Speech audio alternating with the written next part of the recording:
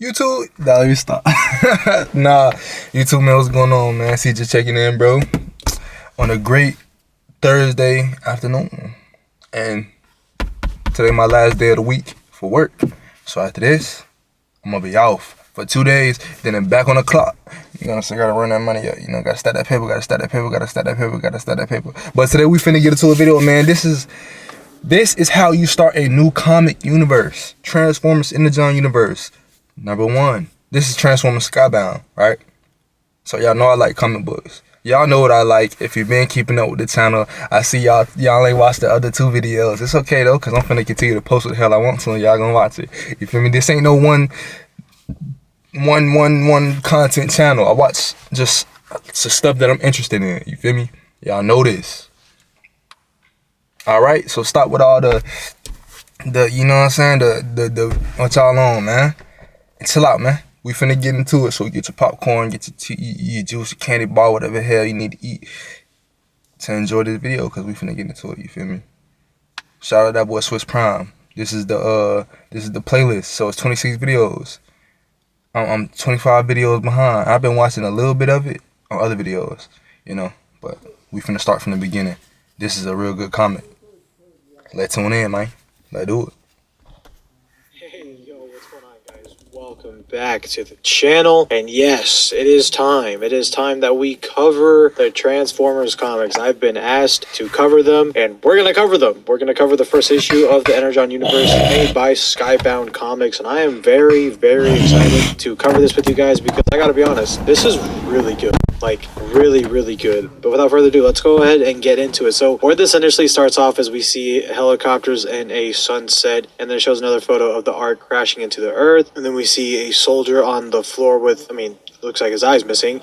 And then we also see Optimus with his eye missing as well. And you see Dad wake up as you see a rocket launch up. And then it kind of just transitions to what we see Spike and his dad, which is very cool. And I gotta say, I was kind of shocked that they were going with just Spike and Sparkplug here. It seems like this whole comic line is very G1 inspired, but with its own take. So it is very cool. But you do see Spike looking for his dad and, you know, asking, hey, where you been? And the dad's like, oh, well, I just got here. I was doing some errands, and, you know, the bartender rats him out.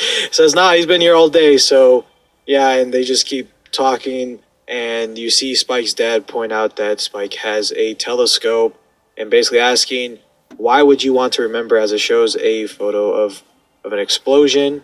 And this person they are talking about, Spike, just says, I'm not going to end up like him, Dad. We see Davey coming in, interrupting the conversation as he goes and offers to take Spike's dad to work as they go on for the night shift. And right before they go, you see Spike's dad say, eventually you're going to have to grow up, Spike. And Spike says, and be like you.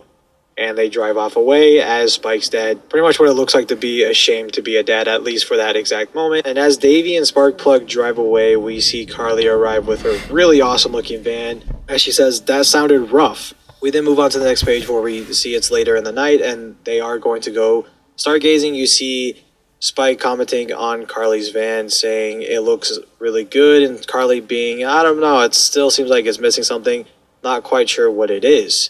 And you see Carly and Spike talk to each other about what seems to be the future, as if I were to take a guess age-wise, I'd say they're probably around in, you know, high school, maybe about to graduate or something, as Carly brings up, What Spike got on? He got on Jordan 1s? Y'all know y'all see it, the Jordan 1 with the Nike, the orange and the black and white. Hold on, he got the vest on with the black t-shirt. Hold on, that boy Spike clean with the blue jeans. Okay, hold on. Hey, Spike clean with the blue jeans, man, no cap. Future of trying to be an astronaut, and brings up how Cal is the best place to do it. Spike brings up the fact that Carly is looking at art schools and how basically her and her dad are looking and doing their best to make money so that she could go to art school, which is really cool. Carly mentioned that, I wish it was easy for you, Spike. I'm sorry about your dad, about Jimmy. And you see Spike say, me too. And then right when that happens, it transitions to them falling down this cliff area, and they fall down and they fall into the Ark. And man, this is so cool. This is so cool, seeing them walk in. Falling into booster rockets? That's scary, bro. Imagine you see that, you look down while you inside the booster rocket and it's like you see this big blast that's gonna come. I'll be scared as hell. Like, we finna get evaporated. We finna get eviscerated. Turn to dust. And just see just all the Transformers offline from when the ship crashed into Earth. As again, that's something that happened in the G1 continuity. When the Ark crashed, they were all, offline. And the first one to get put back online was, I believe, Skywarp in the Generation show. I could be wrong. Then you see Carly say, "What are those?" And Spike says, "It looks like they are some kind of robots." As they continue to walk into the Ark, they see Jetfire, which is really cool that Jetfire is here. And you see Jetfire say, "My fallen friends, it's finally time. Had I enough power to lift this ship from the mountain, I would bring you all home. But I had enough energon to trigger an earthquake and reveal yourselves to me." And he starts to activate Teletran 1 and saying that he has new forms for these Transformers to have alt modes and disguise themselves here on Earth. And the first one to be activated from Teletran 1 is Starscream. And you see Jetfire basically say, "My old friend, I have not seen you for centuries." Right after Jetfire says, "Thank you for bringing me back to life," he shoots Bumblebee right in the face, dude. Hits them while they are down. I honestly did not see that coming. What he expect? Starscream is a Decepticon. What did he expect? Talking about my old friend. What you mean? Your old friend. What are you talking about? Wasn't they fighting before they came to Earth? What is he talking about? I don't know, bro. Jetfire, bro. You need to take a go take a nap. You tripping. At all. And Jetfire is grabbing him saying, "Hey man, what are you doing?" And Starscream is basically saying, "I'm doing what I gotta do. Do you not see their markings? We are at war for hundreds of years, and the perfect opportunity was right there," and he took it. And as we see Teletran 1 scanning, we see a familiar looking arm. And while Jetfire is trying to stop him, Starscream just shoots Jetfire right in the chest. You have Starscream saying, "I'm surprised at you, Jetfire. Showing weakness, what a waste." And Jetfire is saying, "No, this is not what I wanted." And Starscream just going on and on as he has his null ray facing what it looks to be Jazz. Right before he pulls the trigger, you have Optimus Prime, who enters in, pulls the null ray, and basically just tackles him. And then he slams him onto the ground, which is amazing. Bro, I was finna say, they not finna snuff Jazz again. Michael Bay already ripped him in half and almost got a Spark 8. You telling me you finna get rid of him again? We not finna see the glorious Jazz again? You crazy as hell, boy. What an entrance for Optimus Prime in this comic. Optimus basically saying, "Really, man, shooting us while we are down, literally offline." Hey, look how he did him. Dang! It out. You see Spike and Carly make a run for it, and then you see Optimus Prime get up in Spike's face and say, "Hey, what are you?" And Spike's like, "I'm Spike." And then right before Starscream's about to throw another shot, Optimus tells him to get behind him. And then we see Ratchet, who comes back online, kicking Starscream in the shoulder. Starscream gets a real beating, man. He's just getting thrown around. But like you always do. Brought back online, so does Skywarp. As they start the shoot, they take cover. Optimus rallies up Ratchet and Spike and Carly to go to his trailer. By the way, I find it very funny that his trailer is just really just there on all like the offline Transformers. I just think it's on really top funny. Of them. And as they go to the trailer, Optimus goes and runs to his Ion Blaster. If you get right. And Soundwave gets brought back online. No. It says extermination protocol active. That demon right there, boy. Shoots his shoulder cannon at Optimus's feet, knocks him into the floor with a big explosion, and then you see this emotional scene with Optimus seeing that Bumblebee was shot in the face. And I'm guessing he's dead here, as Optimus says, "Bumblebee, oh no." And Spike, witnessing this, he realizes that the Autobots are the good guys. He realizes that Optimus Prime is the good guy here, because you gotta know, Spike's just thrown into this whole situation. He's not really gonna understand, who's the good guys, who are the bad guys, as Optimus grabs Optimus by the neck and starts to, it looks like, puts him in a chokehold. And Starscream says, "Look at this fool mourning over the weakest of them all." And as Soundwave unleashes Ravage on Optimus's arm as he tries to reach for the Ion Blaster, Spike goes in and rushes in with Carly to push the Ion Blaster to Optimus, and Optimus just shoots And I mean, like, just shoots Ravage, like, right in the freaking face, dude. Ravage is down for the count. Optimus breaks away from Starscream, dodges from Skywarp's stomp, gets up with the Ion Blaster. Get the says, I'm sorry, Teletran. We are outnumbered and outgunned, as he has to make the ultimate sacrifice and destroy Teletran 1. And man, this art right here, this whole page of just Optimus shooting Teletran 1, Optimus and Ratchet telling Optimus we're loaded up and ready to go. And you see Optimus run out of this explosion holding Spike and Carly. He's just so freaking cool. I'm trying to tell you. And as they are running out, they essentially transform and roll out. And man, yes sir. Hey, look at the boys looking clean. Yes sir. The boys look clean, man. Them boys look clean. Look at them. Really see Optimus Prime pulling up this truck with the trailer. You got Ratchet on the side of them. Yes sir. Really dig these alt modes. Like, I like how Optimus is alt mode. And as I got older, because I didn't grow up on G1, I grew up watching Bayverse, and I was watching Transformers Prime on the Hub. And I watched animated too. I like animated a lot. But Transformers G1, bro, as I got older and become a man, bro, and I'm becoming just older, bro, I'm starting to really appreciate the G1 Transformers, bro. I'm starting to really appreciate it. Like, I'm starting to have love for them, bro. Like, I always loved Transformers since I seen it, but I didn't grow up with the G1 Transformers, so I'm just having real love for them, bro. Like, the G1 designs is amazing, bro. They need to make a game like Fall of Cybertron, but just G1 and the G1 universe, and just do it like that, bro. Real raw, gritty, straight action-packed game. You feel me? It's just raw as hell with G1. I love it, bro. I play it. I know they had Transformers Devastation, but yeah. I like his trailer. I like Ratchet's alt mode. It is very good. You see Spike and Carly freaking out as they're about to essentially drive off a cliff, and they do, but they do land. As they land, they are still being followed by Starscream, and you hear Ratchet say, "What in Spark's name is in your cab?" And Optimus saying, "I'm not sure. These small creatures must be natives of this place." And you see Carly say hi to Ratchet as they are still being chased as Starscream's in the hot pursuit along with Skywarp. While Starscream and Skywarp are still in hot pursuit, we see Jetfire gets up after taking a meaty blast from Starscream, and he gets up and helps Optimus and Ratchet escape. Oh, Jetfire's still alive? Yes, sir. Also taking another big, huge shot. And Skywarp essentially crashes, and this is due to them having low energy. Man, he got shot again? Them being reactivated from Teletran 1, they still don't have enough energy reserves to really do any of this. So everyone's going past their limits here, and Skywarp is one of the first ones to just kind of poop out here.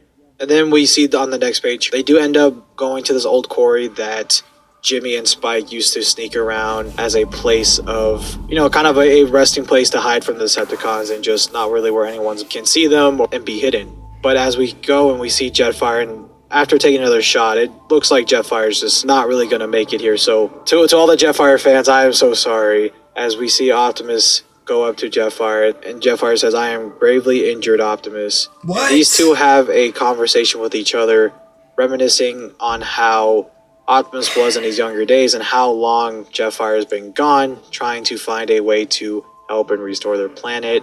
And as Optimus brings out his Matrix to try and heal them, Ratchet brings up the fact that the Matrix can heal, but it can't stop the inevitable. You have Jetfire apologizing, saying he didn't know that Starscream and the Decepticons were going to do what they did to the Autobots.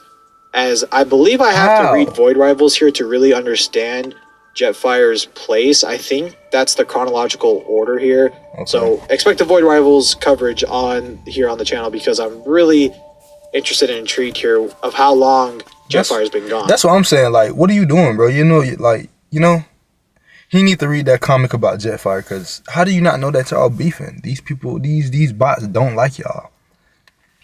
He woke up and got straight to business. He chose violence instantly. So definitely keep an eye out for that on the channel. So when we see Jetfire ask, "Is there any hope?" and Optimus just says, "I don't know." And then you have Jetfire say, "I have failed my mission. Cybertron will die. Everything will die." As we see Jetfire die out. We then go back to the arc, and we see Starscream demanding Soundwave to fix Teletran 1, and Soundwave saying he can't fix it because it's beyond repair and they need Energon, as he's already sent Laserbeak to scout for resources, and they are now receiving coordinates of possible sources of Energon. And everyone kind of looks at Starscream here saying, like, you know, you go, and Soundwave brings up the fact of the harvesting is up to you. It's what Megatron would do. And before he finishes that sentence, Starscream cuts him off. You have Starscream get up in Soundwave's face and says, "Do not say his name. I am the leader of the Decepticons now." No, you're not. Which I gotta say, this is a very interesting take. It seems like Starscream finally got what he wanted. Starscream, for the most part, in all Transformers continuities, has always tried to get leadership, always tried to be the leader of the Decepticons, has always tried to take down Megatron, and failed. It seems like he finally got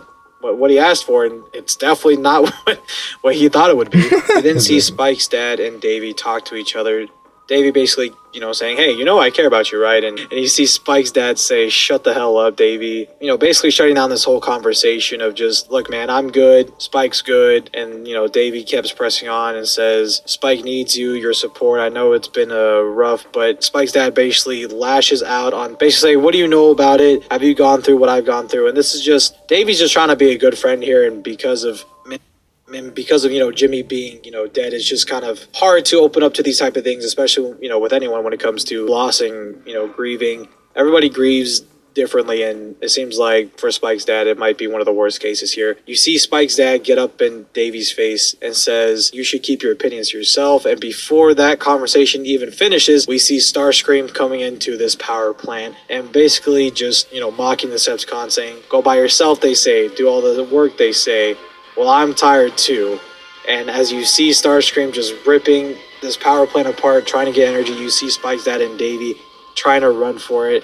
And then you see Starscream look over to Spike's dad and Davey. You gonna grab him? Starscream grabs Davey and says, "Are you the creatures that live in this place?" As Starscream grabs him and says, "So fragile." And he look at his dad's face. Oh my gosh.